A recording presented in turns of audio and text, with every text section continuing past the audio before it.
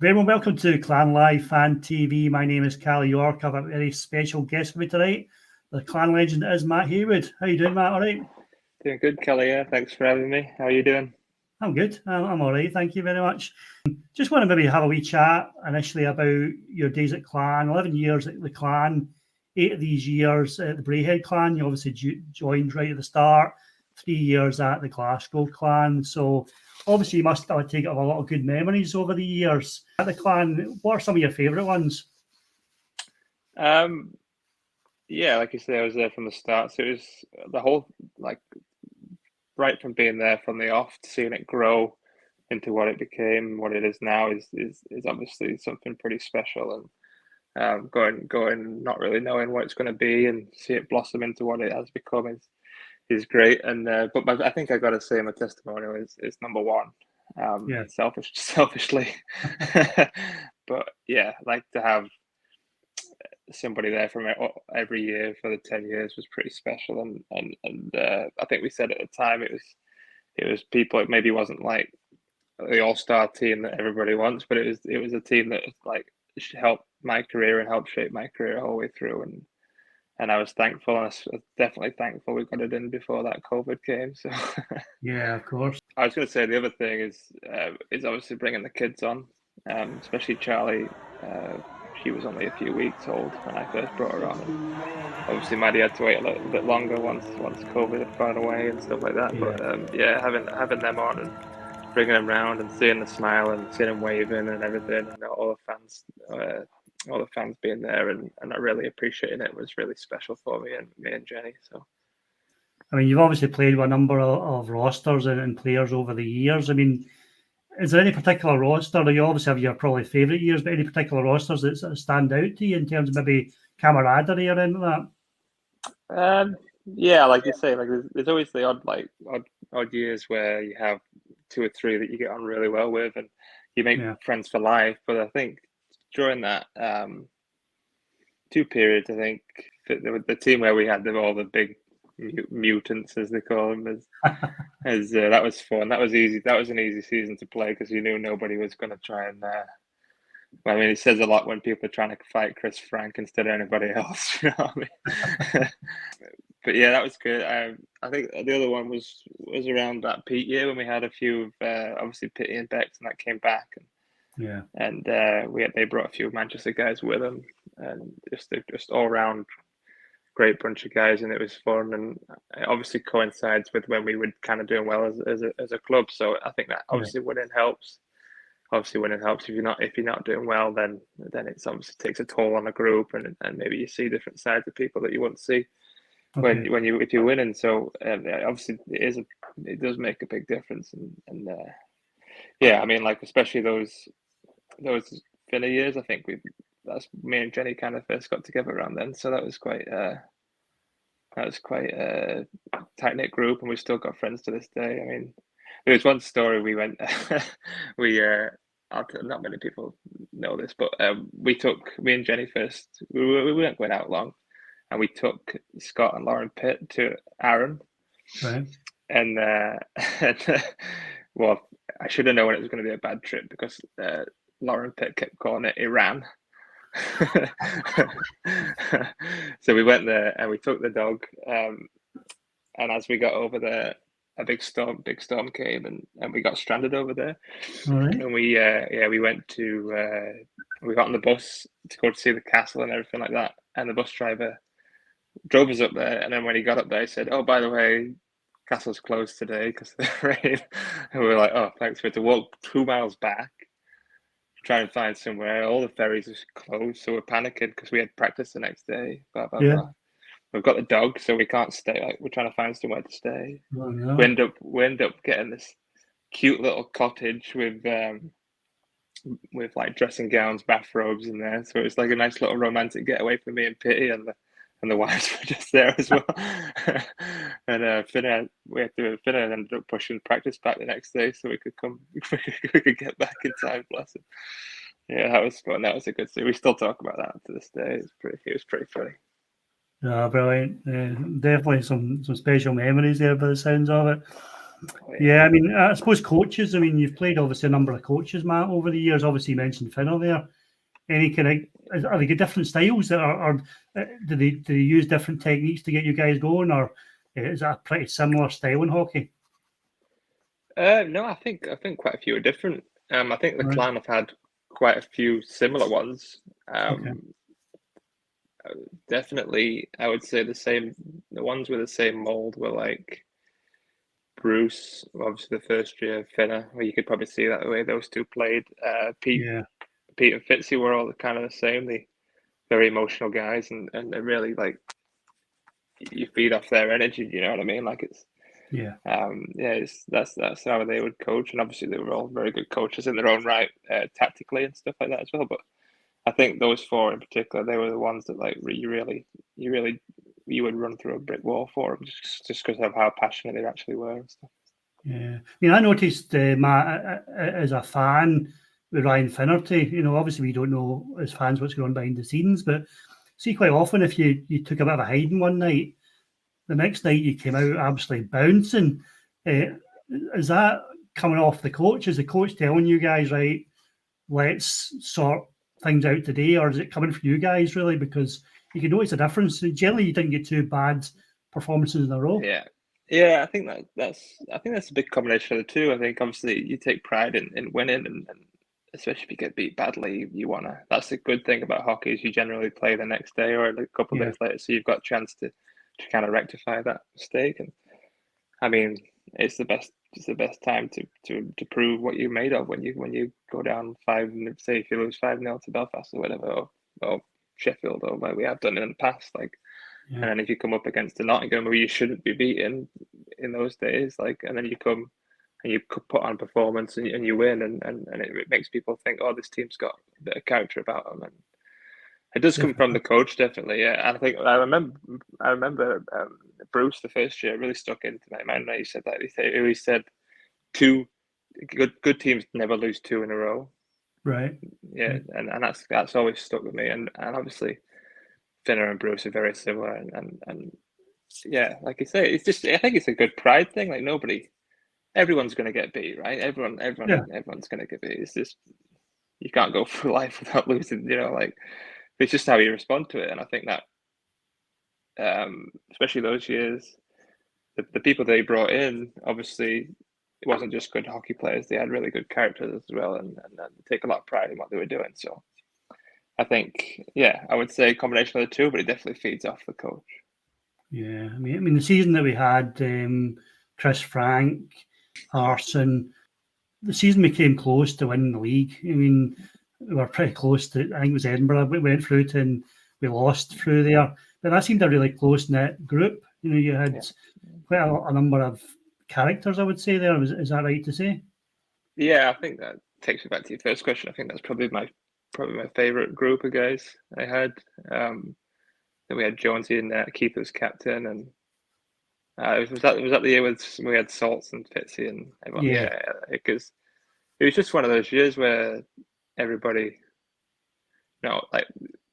everybody hung out around away from the rink, and like we just did everything as a collective. So it was a special year. I don't think you really realize when you're in the time, but definitely looking back, it was one of the better times for sure. That's for definite. So do you mean? I see things in other sports, football, and the team quite often the managers say, "Look, our team did really well, but they're really close knit. They hang out together, and they almost it's one for all for one attitude." Is that similar in hockey? Do you see that in teams that they can pull together if they do that? Yeah, I think it does help, but there's obviously teams that in the past don't like each other, but at the end of the day, it is the job, and they turn up and they play. Like, you know what I mean? Some people work better like that. Some people work better as a close knit group. So, I think that year I think that coincided with Rangers getting that deduction where they got relegated a few leagues, and I think that was really, really good for attendance for the clan, and I think we really ran with it. Obviously, we were doing well, and people were coming and coming. I think that's the year we kind of broke 3,000 for the first time when we were thinking. So obviously gutted to miss out to that league title and that Edinburgh. I know. Gutted. That was that game. I was gutted, but no, it was certainly a lot of good memories of that season for sure. What kind of things are you missing about the clan? Do the Leeds fans sing the Haywood song? That's all I want to know. I think somebody mentioned it the other day. I didn't hear it, but I think a few other people have seen the tweets from the fans saying, "Well, we should play that. We should play Hey Jude and stuff." So they've been asking me about it, etc. I think what was so good about that song at the clan was you didn't hear it very often, so so it didn't get wore out, you know. Yeah, I am. Listen, the thing, it was hard. Listen, it was hard.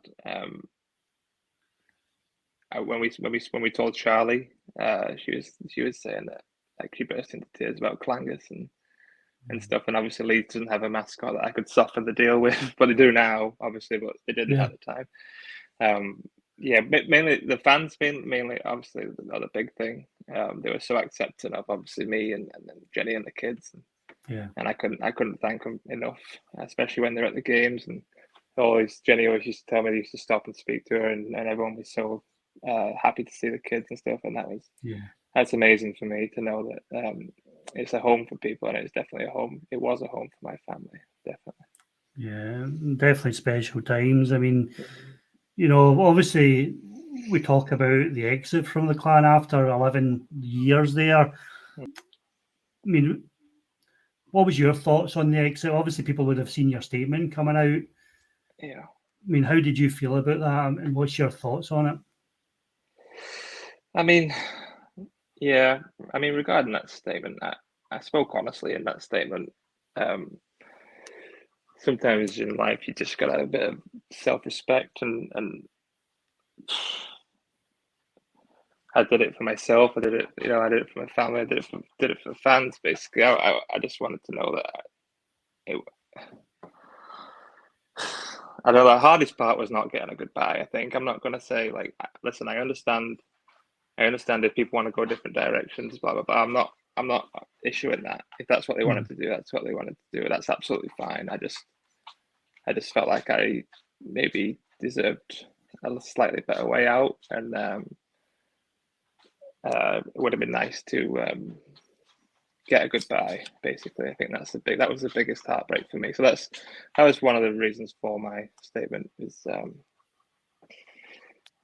didn't really get a goodbye, and I felt like I maybe deserved it, and would have been nice to like retire at a clan. Obviously, that was the aim, but but obviously not meant to be. One of those things, and now I'm enjoying hockey again at Leeds, so I can't complain too much.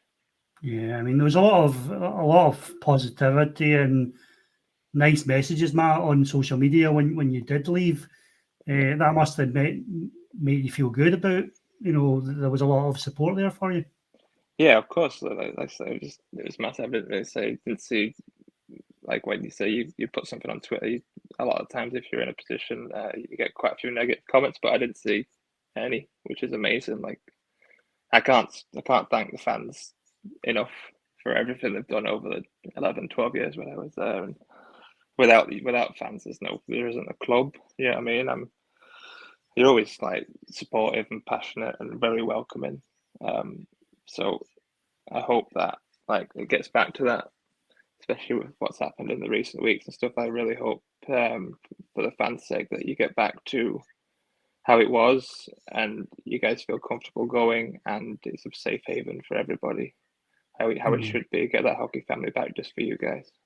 Yeah, I mean, social media, Matt, it can be a lot positive, but a lot of negatives, in social media. I mean, how does it feel like as a player in terms of negativity? So if you have a bad game and people are saying this guy's rubbish, I mean, what's your thoughts as players about that kind of feedback? Yeah, I mean, listen, I can't really complain. I didn't really get too much negativity. Probably when I did deserve it, I think people were a bit more lenient with me and stuff. I've seen it affect a lot of people. Right. It is hard to take. Imagine you were doing your job at this. Say if you're a shop assistant or whatever, and people are telling you scanning things wrong and stuff, and something you've been doing since you were 4 or 5 years old, and it's definitely difficult, but it's the way you handle it. You know what I mean? Like you go in a shell about it, or you want to prove these people wrong, and that's another thing. The fans, that's what they want. They want you to prove them wrong. Like, you know what I mean? They want is the best for the team, and all you want is the best for the team. You both want the same goals at the end of the day. So personally, I used it to spur me on. Right. And it is hard to take. Nobody likes criticism. Nobody likes it, but it's part of life, and you just got to get on with it. Yeah, no, that's it. I mean, moving on to Leeds, that was the clan, and you moved on, as you say, to a new start and a new chapter. So, yeah. I mean, we've obviously the Leeds, 10 games, 4 Yorkshire Cup wins, 6 league wins, 54 goals scored, and 24 goals again. So, a pretty flawless start to the season for Leeds. I mean, how have you found that move to Leeds? Oh, listen, it's been great for me personally. I think the club is really, really well run, and it's very welcoming. I'm really enjoying my hockey again, and the team's really good. It's a very young team. I feel ancient on that team. Me and Sammy sitting doing crosswords in the corner and pipe and slippers on. Very old. I feel very old in that team. But listen, the team's very good. Got a good goalie, and we've got a young bunch of lads, and they're doing really well. Yeah. I mean, we've had a good start, like you say, and I think the biggest challenge is when we're definitely going to get beat is how we react to that defeat with being such a young group. And I think that's one of the reasons Ryan brought me in, is to help with my experience and try and keeping everyone all nice and even, especially even now, trying not to get too carried away. I mean, we're only 6 games into the season, really, and it's definitely nowhere near over just because we've won 6. We could quite easily go and lose 6. It's a good league. It's very competitive. Yeah. And but listen, the coach is really good. He works really well with the younger kids, and he develops junior players, and he's got a very smart head on his shoulders. So it's good. I mean, I'm living still in Glasgow, Right. Motherwell area. So we go down on a Friday, and the team put us up in a hotel for the weekend. Obviously, we pack the car full and try and get down in one piece, and it's difficult sometimes, especially when the kids have a nap. Everyone's been through it, but it's good. It's good.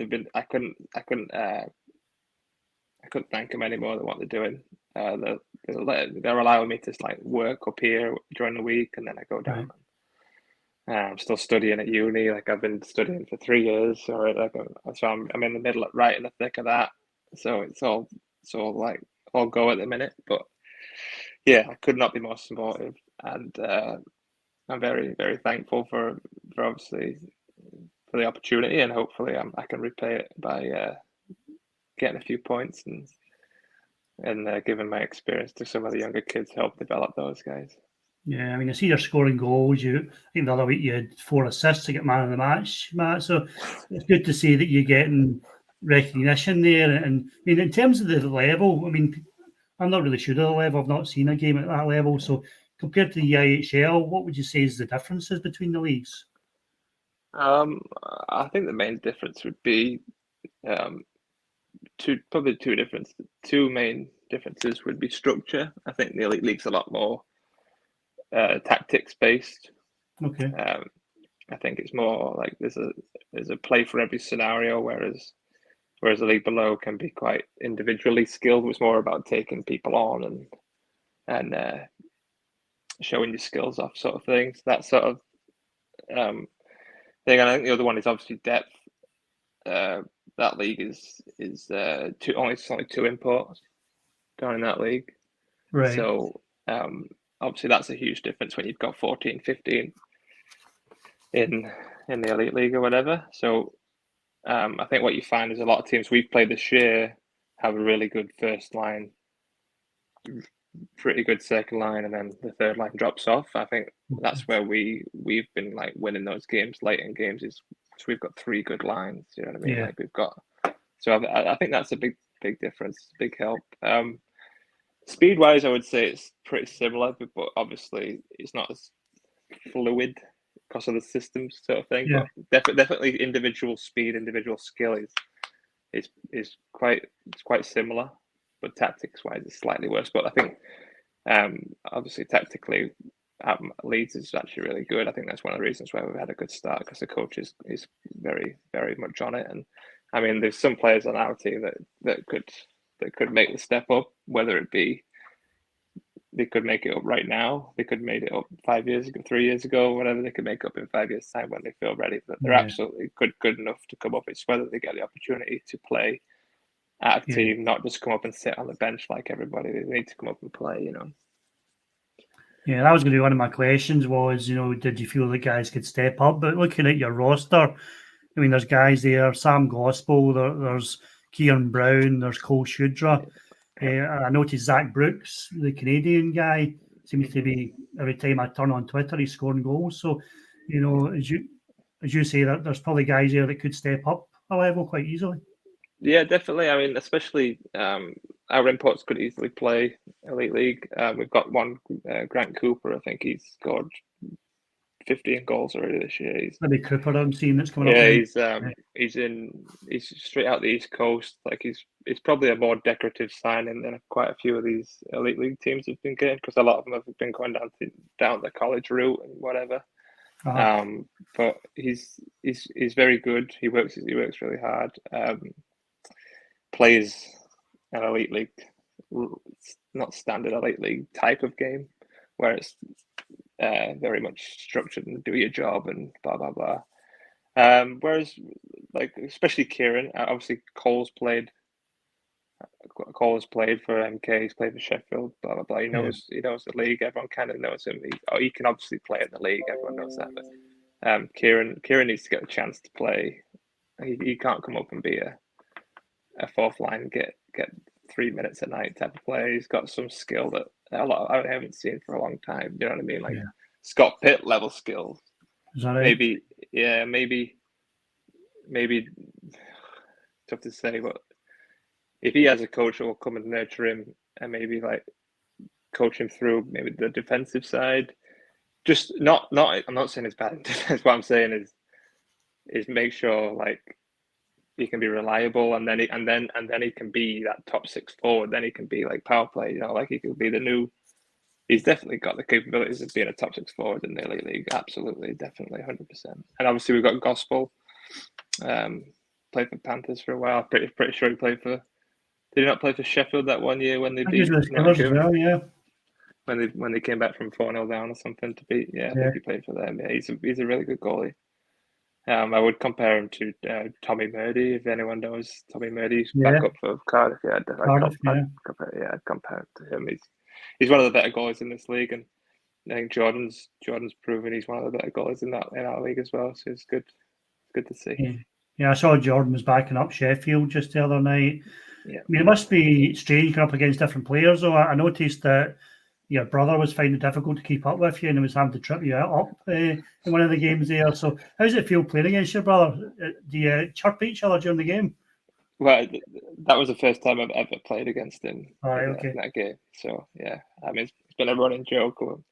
I'm sure I tweeted about it. So he said he lost an edge, but I don't quite believe him. I don't know if you did, but it was weird. It was obviously in Sheffield where I grew up playing, so I knew everybody around, and it must have been quite fun for my parents to see. I don't know which side they were supporting, but I think they were just hoping none of us got hurt. But it was special. We had a nice moment where we had a picture with Maddie and Charlie after the game in Leeds as well. So it's nice, but obviously once the puck drops, like you don't really see who it is. I mean, you just see a figure and just try and avoid it. But yeah, listen, Sheffield are a good team. He's a good player, and it's just one of the things you don't see. It's your brother when you're out there. It's like, as I say, just try and beat whoever's in front of you and laugh about it afterwards. Yeah. So obviously, the other players you're coming up against, Matt, is there another player that you stand out to you played against? well, obviously one of the better players in that league is Jason Hewitt. We haven't played against a lot of like elite league guys, but I'm playing against people I haven't seen play or played with since I was 13, 14. Like I used to play regionals with them for the conference and stuff. So it's quite nice seeing them and seeing all the old rinks that I used to play in and stuff like that. So it's been quite a nostalgia tour for me so far. I'm trying to think. Duncan Spears plays. We played against Duncan Spears. He played in paper. He's playing pretty well. He's got a good shot on him. It's good. Yeah, but listen, nobody's really stuck out for me. I'm just trying to catch my breath most of the games. So yeah. Yeah, I mean, I noticed that the Clan are playing down in Sheffield on Saturday, 11th of November, and Leeds are actually playing the following day against Hull, Jordan McLaughlin's team on the 12th. So I'm going to try and get down myself, but how good would it be if you could get some Clan fans along to that game? And if they did, what kind of things could they expect to see there? Apart from your speed. Yeah, I don't think they'll be seeing that. Might see me speeding on the motorway on the way back after the game. But, yeah, listen, that'd be amazing to see a group of Clan fans come down. I'm sure the Leeds will love it. All the fans are very, very alike. Glasgow fans, actually, they're very passionate, they're very loud. The rink's nice. It's kind of like a Manchester sort of setup, but new. Okay. Yeah, it can be quite cold, so wrap up if you're going to come warm. Yeah, obviously it's a very friendly place to go. They all speak like me, trying to be a bit more Yorkshire, and yeah, food-wise, I'm not too sure, obviously, because I haven't watched the game yet. But I'm pretty sure that the kids eat a lot of hot dogs when they're there, and there's pizza and chips and stuff, and there's a cafe at the end. And it'd be nice to see people after the game and stuff, and catch up if you do come down. It'd be quite nice to see everybody. No, I'm good. I'm sure I'm going to get down, and hopefully there'll be a group of them who take in the two games, because as Clan fans, we don't really have many double headers this year, so it'd be nice to come down, and Leeds is on the way back up from Sheffield, so it could be quite a nice weekend away. Well, hopefully Jordan's playing, so I can try and score a few past him or whatever. There's one thing I want to ask you. I see you're drinking your tea there. It's obviously Yorkshire tea. Serious questions. What's your favourite biscuit? My favourite biscuit? With the tea? Well, if I'm going to go traditional biscuit, I'd say probably custard cream, I'd say. Oh, no. But if I'm going to go fancy like a chocolate bar and dip it in, I quite like one of those gold bars. Remember the gold bars? Yeah, I have to shout out Kenny Wilson. Remember the bus driver Kenny? He used to bring him on the bus for us all. Oh, did he? Yeah, I used to teach all the Canadians. I used to do this thing where you bite both ends and then you suck the tea up through a straw, like a straw through the bar. Right. I highly recommend it for anyone who's listening. You use a biscuit as a straw. It's the best thing you'll ever do. Yeah, I think we need to put a bit of safety on this video, because actually the custard cream was recently voted the most dangerous biscuit to eat. Why? Yeah, I guess it must be the choking hazard, because they're quite dry. So we'll put a warning in this video just in case. So yeah, I prefer the bourbon actually rather than the custard cream. But I'm not opposed to any biscuit, but I think custard cream's the best. Well, it was great to catch up, Matt. Have you got a final message for the Clan fans that are probably watching this? Yeah, just a thank you for my time at the club.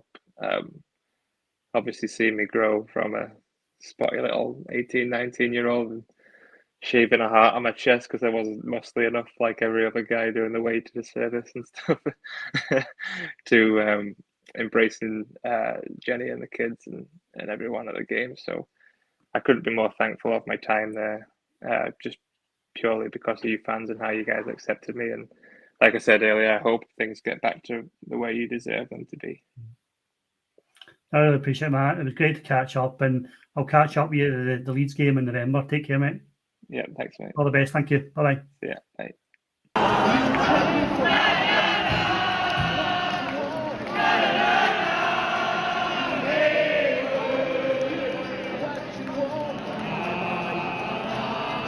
Try